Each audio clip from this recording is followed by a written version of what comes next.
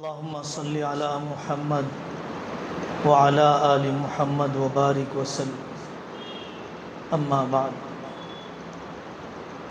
آپ کا مدرسہ غیر اقامتی ہے، ہاسٹل کے بغیر ہے، اور تقریباً شروع سے ہی میری حاضری ہوتی رہتی ہے۔ ہاسٹل کے بغیر، دارالاقامہ کے بغیر جو طلباء پابندی کر رہے ہیں، مدرسے کی طرف متوجہ ہیں، سالہ سال سے مدرسے سے جڑے ہوئے ہیں، وہ بہت زیادہ بلند ہمت لوگ ہیں۔ واقعی روزانہ گھر سے مدرسہ آتے ہوئے دسیوں رکاوٹیں ہوتی ہیں، موانع ہوتے ہیں، گھر کی شادیاں، فون کا استعمال، بھائی بہنوں کے ساتھ اختلاط، دادی نانی کے لاڑ، آنے والے چچا ماموں کی محبتیں، یہ سب زبردست رکاوٹیں ہونے کے باوجود آپ میں سے اکثر طلباء کی پابندی رہتی ہے۔ اس لیے میرے عزیزو، سب سے پہلے اپنے مقصد کو متعین کرنا چاہیے۔ مجھے حفظ کی تکمیل کرنا ہے، مجھے عالمیت مکمل کرنا ہے، مجھے دین کا خادم بننا ہے، مجھے اللہ کا ولی بننا ہے، مجھے قوم اور ملک کے لیے کام کرنا ہے، خاندان کو دینی مشن بنانا ہے۔ سب سے پہلے آپ اپنا مقصد متعین کیجیے۔ طے کر لیا گیا مجھے حیدرآباد جانا ہے، سفر خرچ کیا ہے، ٹرین کہاں سے ملتی ہے، بس اسٹیشن کہاں پر ہے، سفر کا ساتھی کس کو بنایا جائے، دوپہر کا کھانا کیسے کھایا جائے، ساری تفصیلات آدمی معلوم کر لیتا ہے جب اس نے حیدرآباد کی منزل کو طے کیا۔ اگر ہم نے اپنی منزل اور مقصد کو طے کر لیا ہے تو پھر یہ سب سوالات آپ کے دماغ میں آئیں گے، آپ اساتذہ سے پوچھیں گے۔ بہت بڑی ناکامی ہے اگر ہم نے مقصد اپنے دل سے طے نہیں کیا، والدین نے دباؤ میں طے کر دیا، ہم نے اپنے دل سے طے کیا۔ وہ راتوں میں اٹھتا ہے، سبق کے یاد نہ ہونے پر روتا ہے، دوسرے کی ترقی پر رشک کرتا ہے، تنہائیوں میں لمبی دعائیں کرتا ہے، اپنی کمزوریوں پر اساتذہ سے مشورہ کرتا ہے، کیونکہ اس طالب علم نے اپنی اندرونی دلچسپی سے زندگی کا مقصد طے کر رکھا ہے۔ دوسری بات، ہم شہری طلباء بطور خاص ناجنس کی صحبت سے اپنے آپ کو بچائیے۔ جو مدرسے کی تعلیم میں نہیں ہے، جو چچا زاد بھائی، جو خالہ زاد بھائی دوسرے میدان میں ہے، کوئی ہوٹل میں بیٹھتا ہے، کوئی کرانہ دکان چلاتا ہے، کوئی کالج میں پڑھتا ہے، کوئی چبوتروں پر رہتا ہے، کوئی فون کی لت میں ہے۔ اگر آپ نے ایسے ناجنس، ناموافق، الگ میدان کے دوستوں کو اپنے حلقے احباب اور سرکل میں باقی رکھا ہے تو آپ نے اپنی بربادی کا انتظام کر لیا ہے، اپنے علمی سفر کے مکمل نہ کرنے کا پورا انتظام کر لیا ہے۔ آپ نے اپنے پیر میں خود ہی بیڑی ڈال لی ہے، کلاڑا مار لیا ہے آپ نے۔ اگر آپ کی دلچسپیاں دوسری لائن سے تعلق رکھنے والے رشتہ داروں یا دوستوں سے اگر آپ کے تعلقات ہیں، رشتہ داری الگ ہے، چھوٹے بھائی بڑے بھائی کا تعلق الگ ہے، لیکن ان سے متاثر ہونا، وہ کتنے پیسے کمانے لگ گیا، کتنا اچھا فون خریدنے لگ گیا، اس کے پاس کتنی اچھی گاڑی آ گئی، کیسے وہ بے قیدی کی زندگی گزار رہا ہے، ساری پابندیاں ہم مدرسے والوں کے لیے ہی ہیں۔ آپ ایسی صحبت سے اپنے آپ کو بچائیے۔ تیسری بات، زمانے طالب علمی سے، جس طالب علم کو اپنے اساتذہ سے، اللہ کے نیک بندوں سے، ولیوں سے والہانہ تعلق ہوتا ہے، پڑھنے کے ذریعے، سننے کے ذریعے، جماعتوں میں جا کر، خانقاہوں میں اعتکاف کر کے، اس طالب علم کی ہر حال میں ترقی کو کوئی روک نہیں سکتا۔ المرء مع من احب، بہت زبردست قسم کی حدیث ہے۔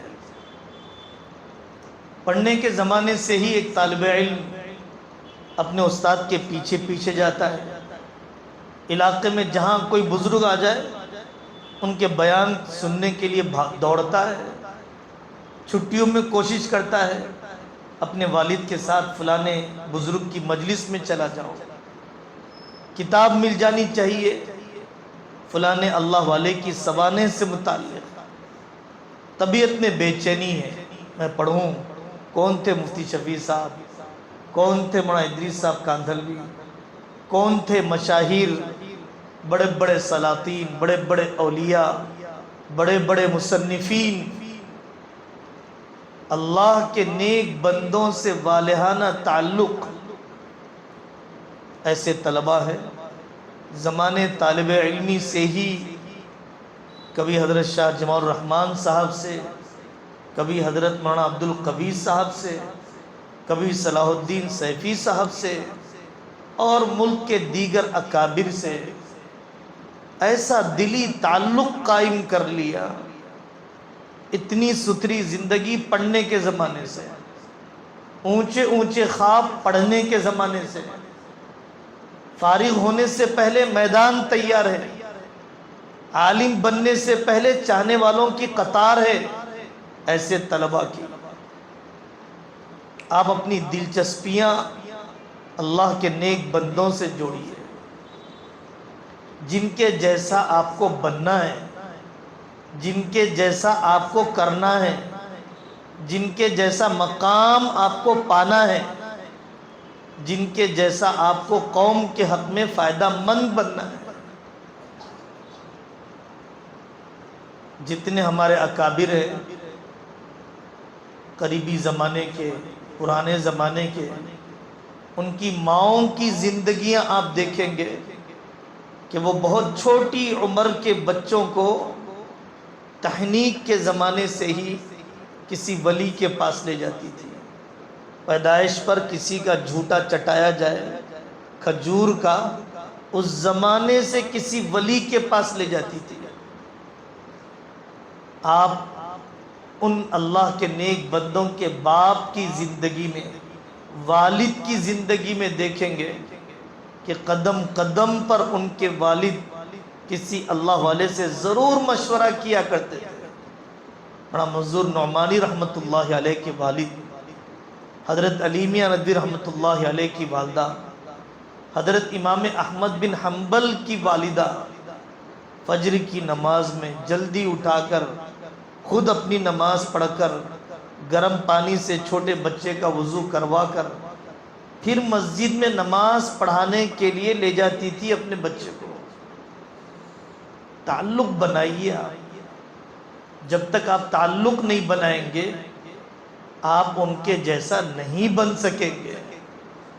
آپ کے مدرسے والے احسان کر رہے ہیں جو کسی اللہ والے کے ساتھ بیٹھنے کا انتظام کر رہے ہیں، ان کی صحبت کا موقع دے رہے ہیں۔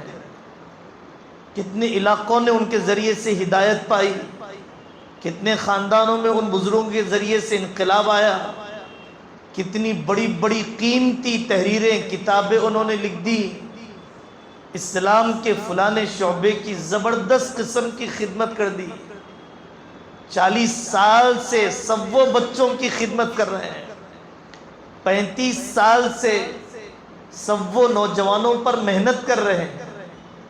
واقعی یہ لوگ اس قابل ہیں کہ ان کی نقالی کی جائے، ان کا ایک ایک تجربے سے بھرا ہوا جملہ لیا جائے، ان کی زندگی کو دیکھا جائے۔ اور چوتھی بات، پڑھنے کا ماحول بنانا۔ پڑھنے کا ماحول کیسے بنتا ہے؟ اس زمانے میں بہت ہی عجیب مرض ہے، بڑوں میں چھوٹوں میں کتابیں خریدنے کا ذوق نہیں ہے۔ بہت پرانا زمانہ نہیں، آج سے 20 سال پہلے، 25 سال پہلے کتابوں کے خریدنے کا رجحان، کتاب اور کتابت سے دوری مصیبت عظمیٰ بن چکی ہے ہماری۔ بڑے سے بڑے اکابر کے بیان کو لکھنے کا سلیقہ، محفوظ کرنے کی عادت، خلاصہ مطالعہ، انتخاب مطالعہ، حفظ کے طلباء کتابیں ورق گردانی کر رہے ہیں، یہ اچھا قصہ سامنے آ گیا لکھ لیا، یہ اچھا شعر سامنے آ گیا لکھ لیا۔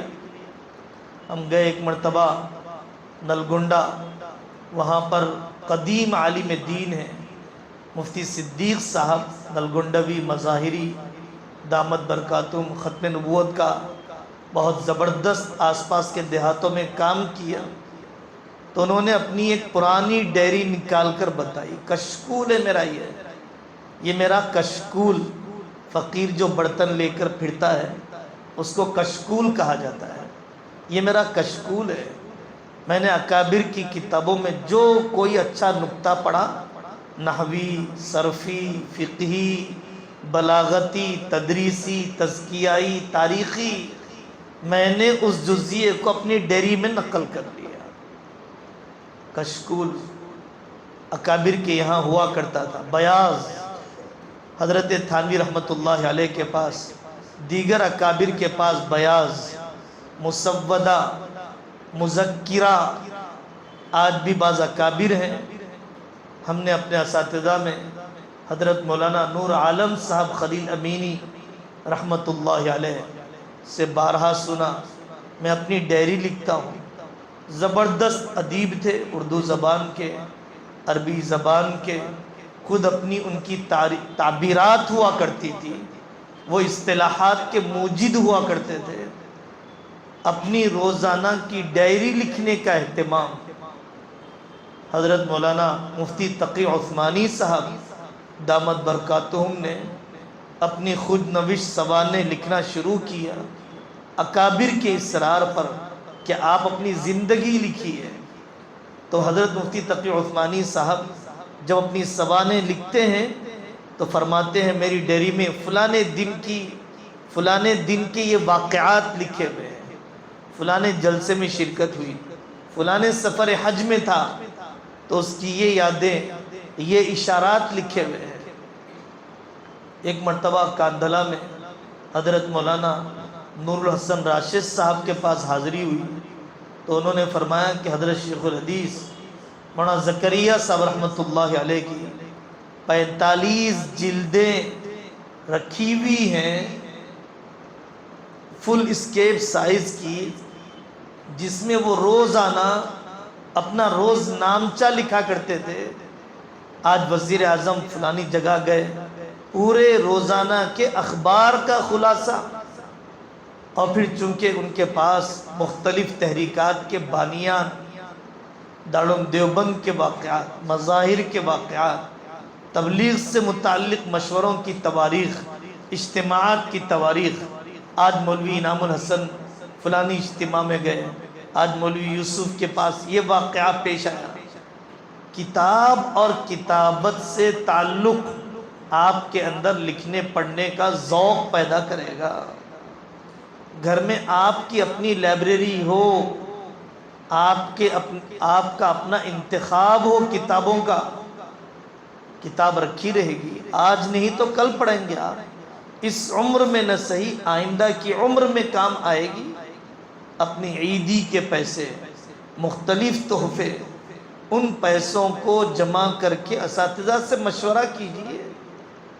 کتنے طلباء حضرت الاستاذ مفتی سعید صاحب پالنپوری رحمۃ اللہ علیہ اپنے بارے میں فرمایا کرتے تھے کہ ہم لوگ پالنپور سے گھی جمع کر کے لاتے تھے اور دیوبند میں گھی بیچ دیتے تھے، اور اس کی جو رقم آتی اس سے کتابیں خرید لیتے۔ حضرت کا کتب خانہ بہت بڑا ہے، اور کتاب کے پیچھے لکھا ہوا ہے کہ فلانی تاریخ کو میں نے اتنے کلو گھی بیچ کر یہ کتاب میں نے خریدی ہے۔ ہم نے اپنی آنکھوں سے دیکھا، کشمیر کے طلباء گجرات کے بعض مدارس میں جب آتے تھے تو ان کے علاقے میں اخروٹ بڑے سستے پائے جاتے ہیں، ہمارے علاقوں میں اخروٹ اور ڈرائی فروٹ بہت مہنگا ہوتا ہے۔ وہ اس کو فروخت کر کے اپنے ماہانہ اخراجات اس کو بیچ کر اپنے کتابوں کی خریداری۔ اپنی لائبریری ہونی چاہیے جس میں تفسیر، حدیث، فقہ، تاریخ، جغرافیہ، معاشرت، معاملات، اخلاقیات سے متعلق کتابی ذخیرہ ہو۔ ہتھیار کے بغیر فوج میدان میں کیا کر سکتی ہے؟ ڈاکٹر اپنے اوزار کے بغیر مریض کا علاج کیسے کر سکتا ہے؟ آپ کے پاس اپنے آلات علم نہیں ہے، آپ کے پاس اپنا کتابی ذخیرہ نہیں ہے، آپ کیا مطالعہ کر کے بتائیں گے؟ آپ کیا ورق گردانی کریں گے؟ آپ پہلے زمانے میں تانا دیا کرتے تھے اہل علم، اندلس میں عیسائیوں کو تانا دیا کرتے تھے کہ ہمارے یہاں جب کوئی گویا مرتا ہے تو اس کے گانے بجانے کے سامان تمہارے بازار میں بیچے جاتے ہیں، اور جب تمہارے پاس کوئی عالم مرتا ہے تو اس کی کتابیں ہمارے بازار میں بیچی جاتی ہیں۔ کتابوں کے خریدار ہمارے بازار میں ہیں، گانے بجانے کے سامان کے خریدار تمہارے بازار میں ہیں۔ تمہارا بازار اور تمہارے خریدار اتنے خسیس مقاصد کے لیے جیتے ہیں۔ ہمارے بازار اور ہمارے خریدار کتنے علم پرور اور علم کے قدردان ہیں۔ یہ اقدار ہوا کرتے تھے، یہ اصل روایات ہوا کرتی تھی اہل علم کی زندگیوں میں، علم والے خاندانوں میں۔ اندلس میں جب دشمنوں کا غلبہ ہوا، قیمتی قیمتی کتابیں جب وہ جلانے لگ گئے ایک ایک کتب خانے سے نکال کر، اس زمانے کے محدثین، اس زمانے کے مؤرخین آگ میں کود کر کتابیں نکال کے لاتے تھے۔ وہ عیسائی حیران ہو گئے، یہ کیا چیز ہے کہ جس کو یہ آگ میں کود کر نکال کر لاتا ہے؟ انہیں پتا چلا کہ کتابی ذخیرہ کتنا قیمتی ہے۔ انگریز جب اس ملک میں آیا، جیسے یہاں سے کوہ نور اور ہیرے جواہرات یہاں سے لے کر گیا، ویسے ہی ہمارے آباء و اجداد کے کتب خانے بھی یہاں سے لے کر چلے گئے۔ ڈاکٹر محمود احمد غازی رحمۃ اللہ علیہ اصل کاندھلا خاندان سے تعلق رکھتے تھے۔ وہ فرماتے ہیں کہ میں نے لندن کی لائبریریوں میں اپنے آباء و اجداد کے نام لکھی ہوئی کتابوں کو دیکھا، نہ جانے کس طریقے سے یہاں انہوں نے منتقل کر دیا۔ کتابی ذخیرے کے وہ لوگ قدردان ہیں۔ تو میرے عزیزوں، میں آپ سے عرض کر رہا ہوں کہ آپ علمی ماحول بنائیے۔ علمی ماحول بنانے کا طریقہ اپنی لائبریری، علمی ماحول بنانے کا طریقہ پڑھنے لکھنے کی عادت، کتاب اور کتابت کی عادت، علمی ماحول، اپنے ساتھیوں کے ساتھ مذاکرہ، آج میں نے یہ پڑھا، آج میں نے یہ پڑھا۔ حفظ آپ کر لیں گے لیکن ذوق تلاوت اصل چیز ہے۔ اگر ذوق تلاوت نہیں ہے، اگر حفظ تو ہو گیا، قرآن سے عشق نہیں ہے، قرآن آپ کا باقی نہیں رہے گا، آپ صرف رمضانی حافظ رہیں گے۔ قرآن سے عشق پیدا کیجیے۔ قرآن سے بڑا کوئی مونس نہیں ہے، قرآن سے بہتر قبر کا کوئی ساتھی نہیں ہے۔ کتنے واقعات اکابر کے آپ کو سنائے جائیں، موجودہ زمانے کے اکابر کے واقعات سنائے جائیں، اب سے آپ عادت ڈال سکتے ہیں، اور بہت سو نے آپ میں سے عادت ڈال رکھی ہوگی۔ ہمارے ہم سے عمر میں بہت زیادہ ایک دوست پڑھانے کے لیے 7 کلومیٹر دوسرے علاقے میں جاتے تھے، اور وہ کہتے تھے کہ جاتے آتے میں 6 پارے پڑھ لیتا ہوں۔ کچھ سال پہلے انتقال ہوا مولانا زکریا صاحب رحمۃ اللہ علیہ کے خلیفہ حضرت مولانا اسماعیل داد صاحب رحمۃ اللہ علیہ۔ لوگوں نے انہیں اپنی آنکھوں سے دیکھا، روزانہ 40 پارے پڑھنے کا معمول انہوں نے اپنی آنکھوں سے دیکھا۔ آج بھی ایک شخص ضلع نظام آباد کے ایک گاؤں میں جانتا ہوں کہ جو کھیتی باڑی کا کام کرتے ہوئے، ہل چلاتے ہوئے حافظ قرآن بن گئے، اور وہ حافظ قرآن بھی ہیں، حافظ و عالموں کے باپ بھی ہیں۔ ان کے سامنے کوئی ہمت کر کے بتائے تراویح پڑھانے کی، کیا زیر زبر کی غلطی وہ بخش دیں گے؟ ایک کھیتی باڑی کرنے والا کسان قرآن سے عشق کی وجہ سے قرآن کا حافظ بن گیا، اور اتنا پختہ حافظ بن گیا۔ ہم نے نوکری کرنے کے لیے حفظ نہیں کیا، تنخواہ حاصل کرنے کے لیے حفظ نہیں کیا، یہ دوسری درجے کی چیزیں ہیں۔ صرف امامت کے لیے ہم نے حفظ نہیں کیا، یہ دوسرے درجے کی چیزیں ہیں۔ اللہ کے کلام سے عشق کی وجہ سے ہم نے حفظ کیا۔ کثرت تلاوت کی عادت پڑ جائے، سہولت ہو جائے، اس لیے ہم نے حفظ کیا۔